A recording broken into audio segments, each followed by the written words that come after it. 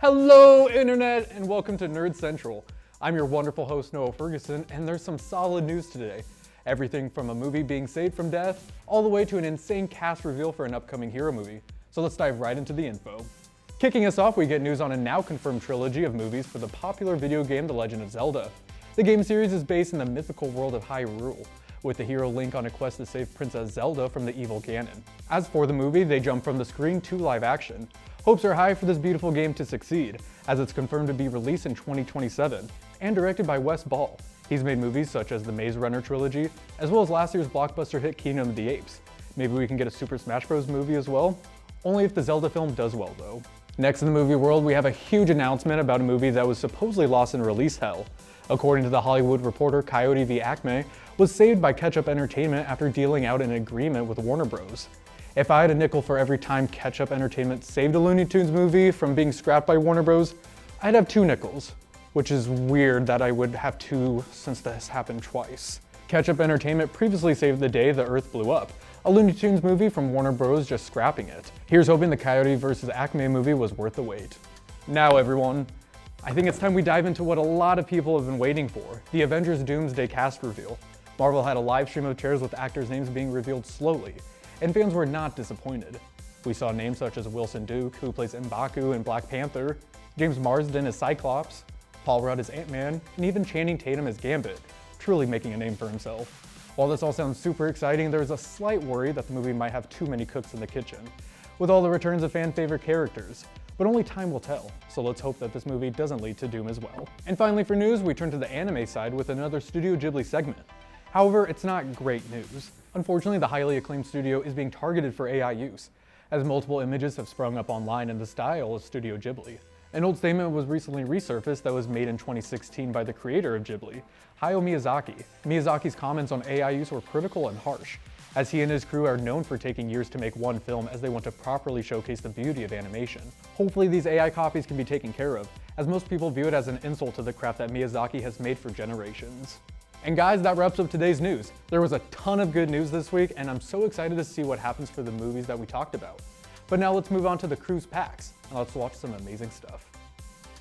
Disclaimer: the following episode of Hero to Zero involves comic book pages of dead dogs. If you are a dog lover, this episode isn't for you. Hero to Zero is for entertainment purposes only, but some topics may be sensitive for certain audiences. Viewer discretion is advised.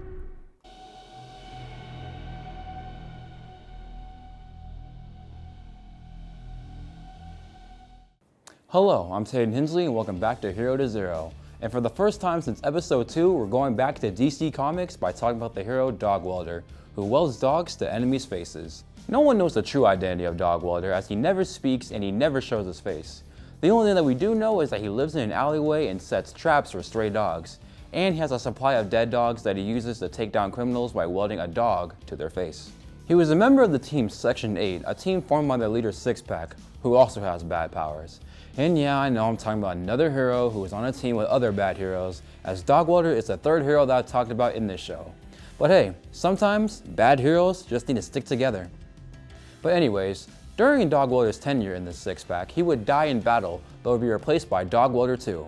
And you're probably wondering, what's the difference between Dog Welder 1 and Dog Welder 2? Well, honestly nothing, except Dog Welder 2 has a more interesting story and dies in a cooler way. But I'll get to that in a little bit. It was later found out that Dog Welder 2 has the power to communicate vocally by using his dead dogs as puppets.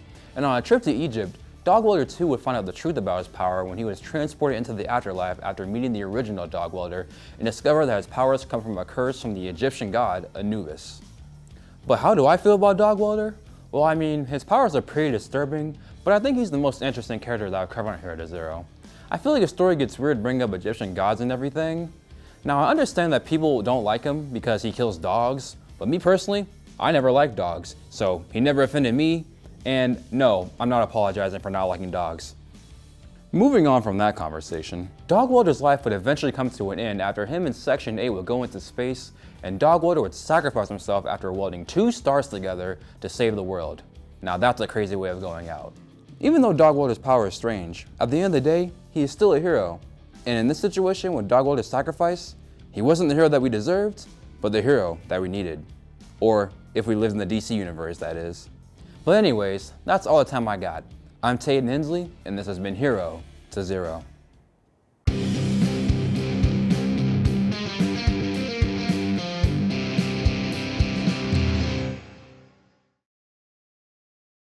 Hey everyone, welcome back to Reels and Beats, your source for all things movie and music news entertainment. I'm your host Noah Ferguson, and we got a lot of fun and exciting news to share today, so let's not waste any more time and hop right into it. Last week was CinemaCon, where there was a lot of presentations being shown, from Disney, Warner Bros., Universal, Lionsgate, Sony Pictures, and many others, even showcasing their film slate for 2026.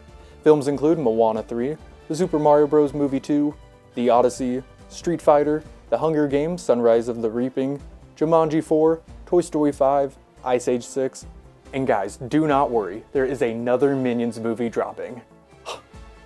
Thank you so much. However, the biggest news of the week probably went towards Spider-Man fans, and yeah, I'm one of those fans, where we learned the title for the next installment featuring our favorite web-slinger, and that being Spider-Man Brand New Day. This film is directed by Destin Daniel Cretton, who also directed Shang-Chi and the Legend of the Ten Rings.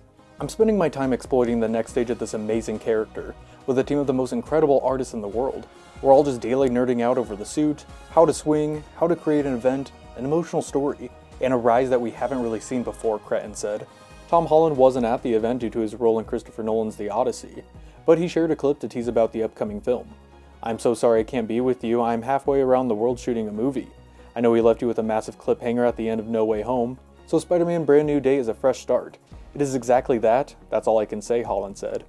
Brand New Day will swing into theaters on July 31st, 2026. Best believe that's not all though, because we got another title for a third installment for another Spider-Friend, and that finally being Spider-Man Beyond the Spider-Verse. Bringing a first look to the stage, the producer Phil Lord and co-directors Bob Perschetti and Justin K. Thompson said, "So we decided we needed to take the time to make sure we got it right, and it's going to be a massive finale to the trilogy.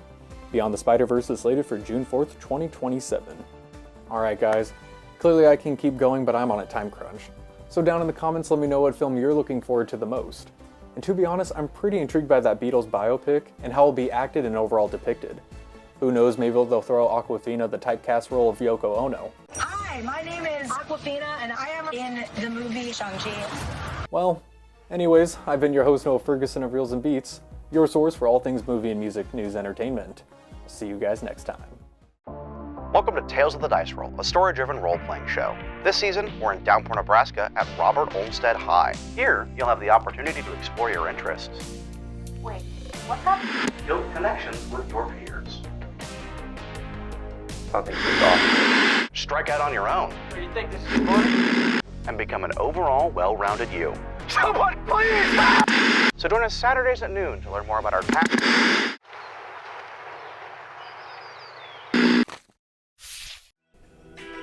So you want to know how to be creative? I think I know some people. Here at KNWT, we know a thing or two about creativity. Whether that be weekly shows, promos, or social media. we got you covered. We write, film, and edit. To bring creativity to all of our work. I mean, our national awards speak for themselves. So if you want to know how to be creative, We can show you. Creative Services.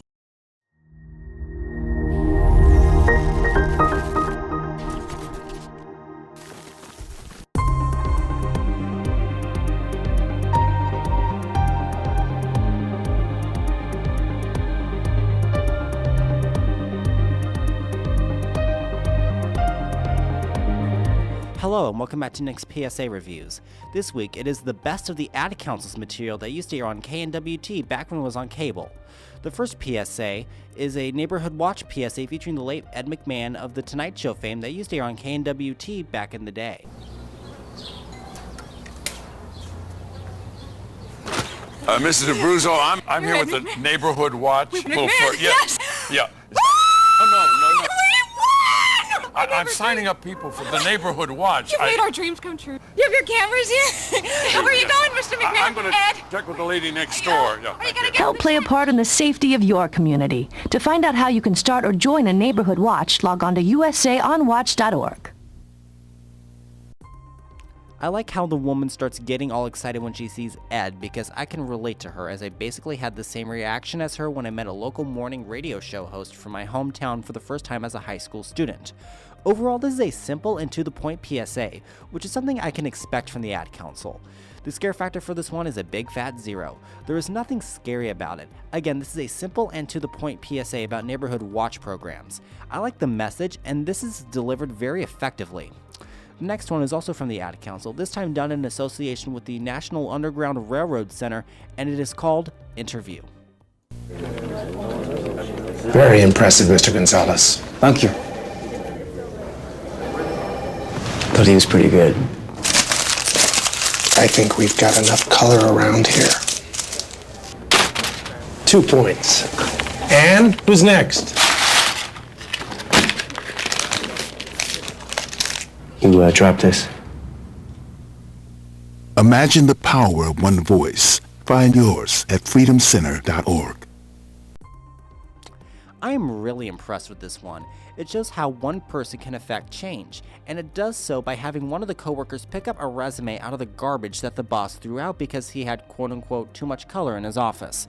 I really do not like the boss character, as he very much made it known that he was a racist towards people of color. I really like the reactions out of the Asian worker, as her reaction is very realistic for someone who just overheard their boss make a racist remark about a prospective hire. The scare factor for this one is also a 0. In fact, I wish this one would be broadcast again. This is because I think the message still resonates today, given the social climate in which we live. I really like it because it depicts racism in a very realistic and effective manner, and this one has really aged well since its first broadcast in 2003. I'm Nicholas Givens, thanks for watching, and I will see you next week. Have a good one.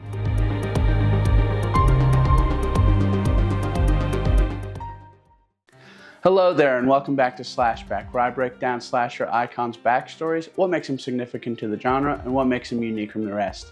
I'm your host, Wiley Goff, and here today I'll be talking about Jigsaw, aka John Kramer. Let's dive right in. John Kramer, who was a civil engineer and property developer, lived a seemingly normal life until a series of tragic events changed him forever.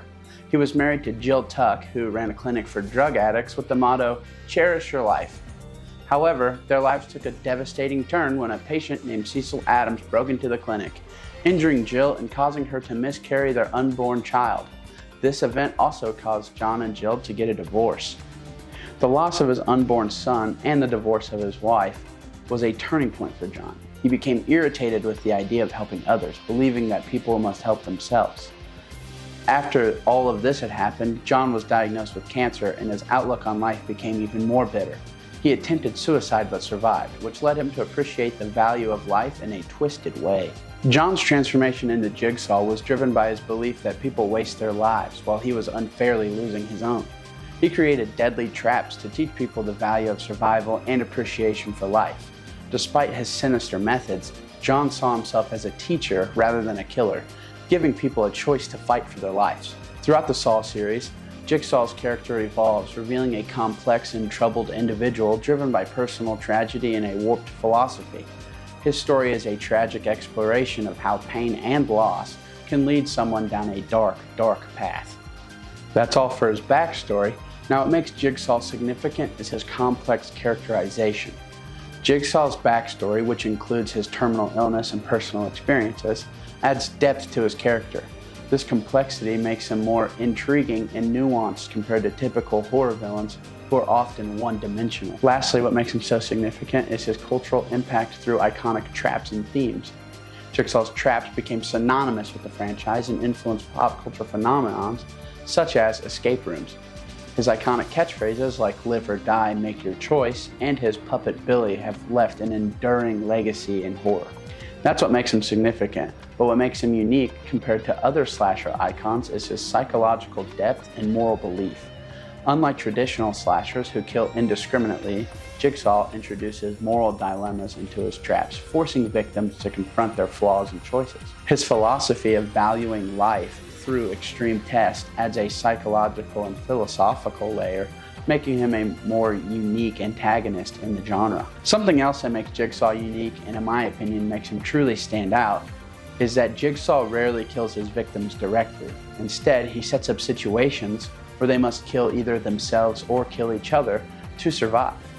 This adds a different layer of psychological complexity to his actions. This will wrap up my time here on Slashback. Tune in next week where I'll be talking about Pinhead from the Hellraiser series. I've been your host, Wiley Goff, and thank you for watching this week's episode of Slashback.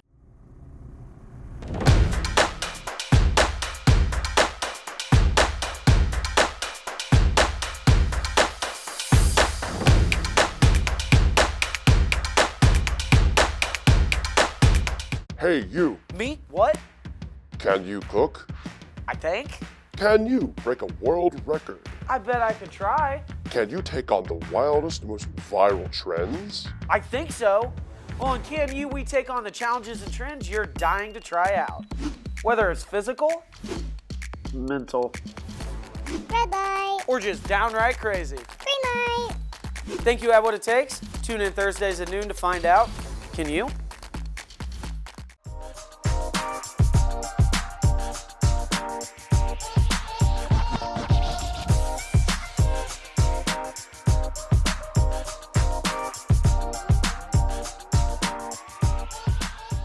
Man, I wish the show didn't have to end. I have so much fun with this place, but all good things must end. And if you want to see more of us, then check us out on KNWT TV. Also subscribe to us and hit that like button. And while you're at it, slap that notification bell to never miss an episode. I've been your host, Noah Ferguson, and this has been Nerd Central. Stay nerdy.